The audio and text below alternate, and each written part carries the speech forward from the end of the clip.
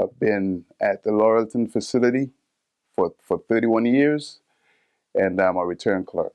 We hope to address um, just the common issues like unfair treatment as far as, especially with the part-timers on the inside, where they're being uh, basically asked to work longer than they want, pretty much being forced to work more than 5 hours, but they're not mandated to work more than 5 hours. Contractually, those guys can, they're part-time workers, so it's a 4 hour workday max. They could work 5 hours and they could go home and they could go tend to their families, go to school, babysit their kids, whatever they got to do. But the company tend to want to play um, footsie with these guys, want to tug them along back and forth, and that's a problem. Another problem we're trying to address is we're trying to address basically harassment, where uh, management feel it's okay to speak to an employee or a union member, rather, how they feel like.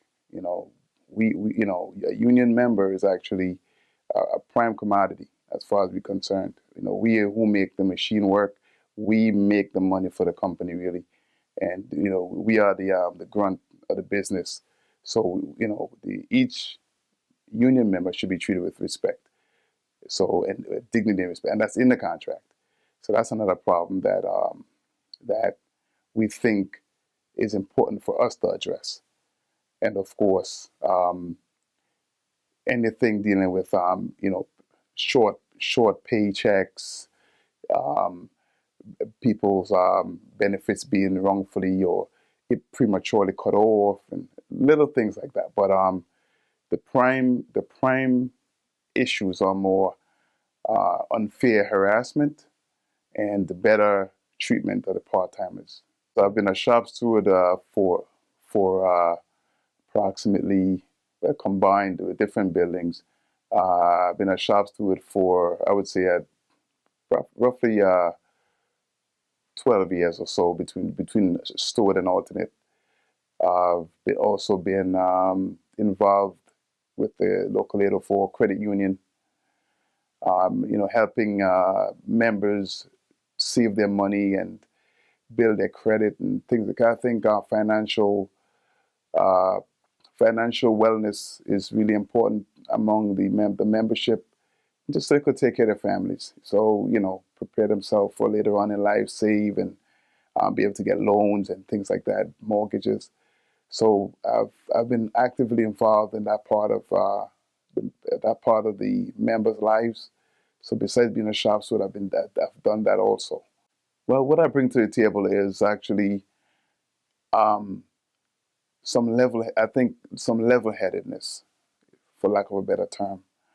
Um, I basically like to have the co-workers, co-union members, have them basically you know get into the habit of going to work, doing the best they can, keeping themselves out of trouble as far as problems with violating certain policies of the company, like silly violations that a lot of them get them in trouble. Um, Trying to work well with the whatever executive board we have, whoever lead the local as far as the union goes, have a good relationship with the membership, the BAs, the steward, and the e-board. I think everybody should basically be in sync, because I think unity, once we united and we do everything together, there's strength in that, and we could overcome the company mistreatment and things like that if we all unite and work together. So I think being level-headed and and and reachable, transparent. Anybody could come to me and talk to me, and I'll give them the facts. I'll speak to them like I'll make time for people who need help or who have questions that I could help them with. So I think that's what I bring to the table. The younger members, I think they're key. Um, there's some in my particular facility that I basically have gotten involved. Like as a steward, I actually step back a lot of times and make them feel free to address supervisors when they violate contract. Have them involved in writing more grievances. Things like that.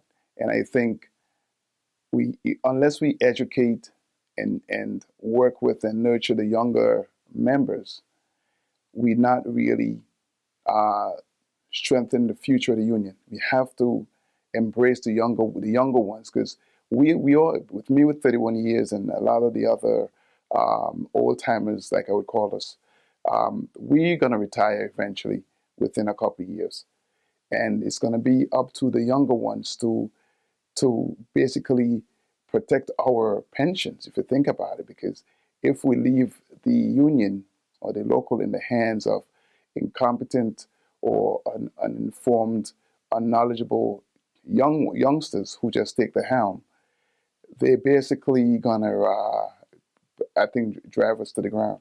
So I think we have to really embrace those guys, educate them, nurture them, show them the way of the union way of doing things, so that we could have longevity as a local. Being a union leader it's a full-time job. It's not a part-time job. You can't. It's something that it's sort of innate. When you wake up in the morning, just like brushing your teeth, it's like a personal value. It's like brushing your teeth, washing your face, taking a shower. It's part of you. Being a union is part of you. So you could go home on a Friday and say, okay, here go the weekend. I could just relax and everything. But you may receive a phone call from, let's say, a driver who just had an accident, or let's say an inside worker who's having some kind of problem with being able to go to work because they have some kind of family issues or babysitting issues, whatever. You have to still accommodate that member, or you feel the need to accommodate those members, because it's just part of you. You just can't turn it off and say, okay, well, you know what? I punched out. I'm off the clock. So anything union related, I'm not. It's just part of you. You probably go on vacation. A lot of times I'm on vacation, and with modern technology, you could receive a text or a call anywhere in the world you are. You're on vacation, brrr, there goes the phone, and it's somebody. It's something to do with work, or the a union member. You still feel obligated to at least help them out. The members has to be first in everything. The members are who we basically work for and defend. The members are who basically fund the local, if you think about it. Without the membership, there's no union dues to be collected to go towards the lights and the paperwork and everything, the benefits and everything to do with the union. So members first, yes, we have to put the members first, because that's who we're here for. It's not even about me. You know, 31 years in the company, 31 years in the union, I have a lot of time, and, I could basically retire. But once I retire, so then what? What becomes of the other 7,000 people who are there trying to make it to where I got to? So members has to be first. One of the biggest dream of mine as far as unionism and with our local, I want them to, because we had a leader years ago. You might have heard about him, Ron Carey. And Ron Carey is a legend in our eyes in Local 804. Not because of, well, for one, being from, like, one of us, from New York, from Queens, and from our local, and not only um, him boosting the morale from in his time, because that was what the main issue back in Ron Carey's days was. He's coming from when it was like a mob dominated type. The unions well, across the country in general were kind of mob dominated back in those days, and he basically cleaned it up. And in cleaning it up, he boosted morale in doing so, because now people felt like, wow, this is really legit. He's a trustworthy guy. He's bringing accountability, trust, pride, and everything back into this local 804. And he did that. And as a result of him doing that, it catapulted him to international status. He became the international president, you know. So based on what he did on the local level and the morale boost and the trust that he gained from the local 804, other locals, Chicago, Ohio, all these other places, they used to, wow, this is, and we were like the benchmark of a local at the time. You know, wow, look at this guy around, look what he's doing in New York. And the respect, and not only boosting the morale among Teamsters, management started having a lot of respect for him, and management started having a lot of fear of his capabilities because now they're seeing that a lot of his membership are behind him. So once the membership are behind him like that, and he has an army, management they're like, well, we're not going to try this guy because he got all these people supporting him. So I think morale is something that's big, and that's what I like to see get revitalized in the local. I think that it says a lot. It means a lot, and it could really push us to the next level.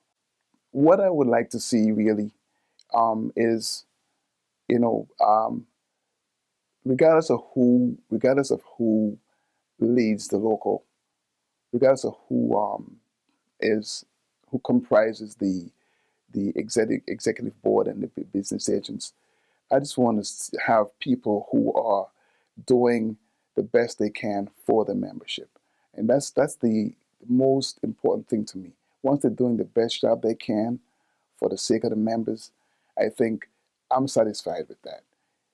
The other things is just fluff, you know, but doing the right thing for the membership, um, as far as defending them, protecting their financial well-being, protecting the pension, negotiating good contracts for the workers, and enforcing all the contractual rights that we have and things like that.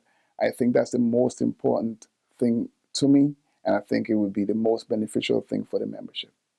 It's Rocky Webster. Really appreciate your vote, and remember, it's local 804 members first.